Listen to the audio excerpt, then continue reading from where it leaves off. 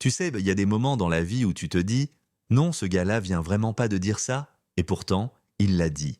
Une salle d'audience bien tranquille, une juge patiente, un accord de plaidoyer déjà prêt, et bam, tout part en vrille à cause d'une phrase de trop. C'est pas une série Netflix, c'est ce qui s'est passé en vrai, dans un tribunal du comté de Mornay.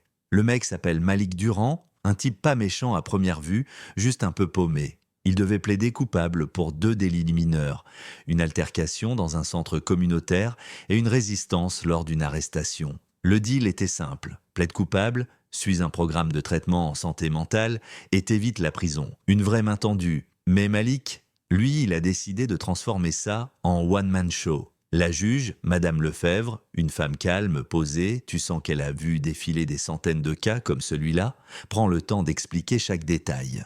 2 juges différents parce que les délits ont eu lieu dans 2 villes.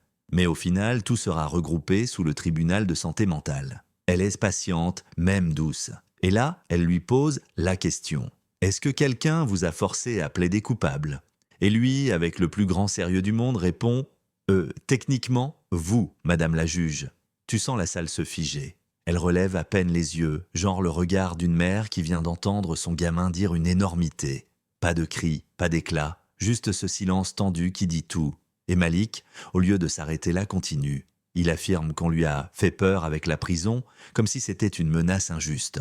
Mais bon sang, c'est la loi. C'est littéralement le rôle d'une juge de te dire ce que tu risques si tu refuses un accord. Tu vois l'absurde? C'est comme si tu rentrais chez le médecin, qu'il te dit que tu risques une crise cardiaque et tu cries au harcèlement. C'est pas une menace, c'est un diagnostic. Et là, twist inattendu, son avocate, une certaine maître Delmas, tente de reprendre la main. Elle demande une pause, propose même de changer le plaidoyer en non-contestation. La juge accepte, elle les laisse discuter. Une chance en or pour redresser le tir.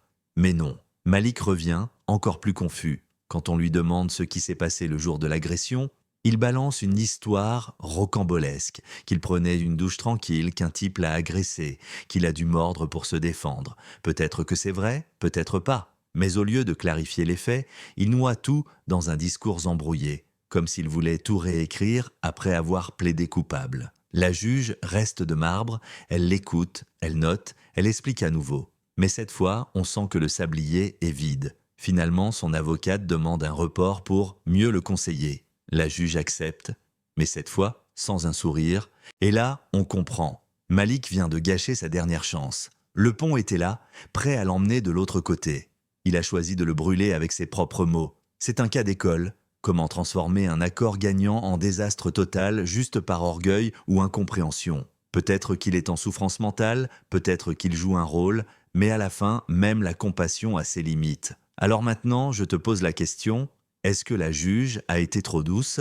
Est-ce que Malik mérite une autre chance? Ou est-ce qu'il a sciemment détruit la sienne? Dis-moi ce que t'en penses dans les commentaires. La justice, parfois, c'est pas noir ou blanc, c'est juste humain. Et si t'as aimé cette histoire, abonne-toi, lâche un like et partage ton avis.